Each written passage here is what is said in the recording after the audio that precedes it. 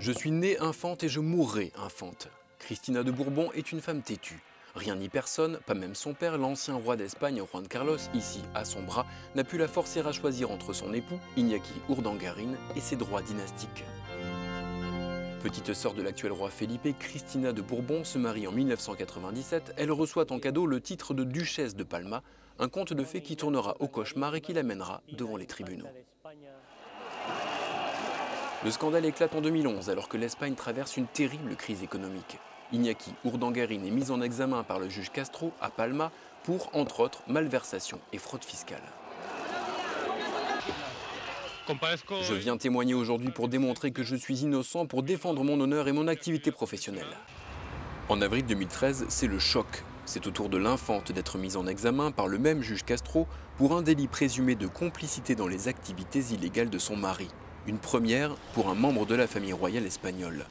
L'infante se réfugie alors dans sa luxueuse demeure de Pedralbes à Barcelone. Le scandale fait rage. Les Espagnols sont furieux. L'affaire met à mal l'image de la famille royale, déjà bien écornée. Elle donne des arguments aux partisans d'un abandon de la monarchie. Malgré plusieurs recours, l'instruction se poursuit. Le juge Castro est bien décidé à traiter l'infante d'Espagne et son mari comme des justiciables ordinaires. En janvier 2014, il réaffirme l'inculpation de Cristina pour fraude fiscale et blanchiment d'argent. Un mois plus tard, c'est tout sourire que Cristina arrive à Palma de Majorque pour sa comparution au tribunal. Elle réaffirme sa confiance totale envers son mari. Elle explique qu'elle ne se mêle pas de la gestion de l'entreprise qu'elle a créée conjointement avec lui. La semaine dernière, le couple arrive ensemble au procès. Mêmes arguments pour Cristina. Elle aime son mari, clame son innocence. Elle est finalement relaxée. Mais son entêtement lui a coûté sa place au sein de la famille royale qui ne lui adresse plus la parole.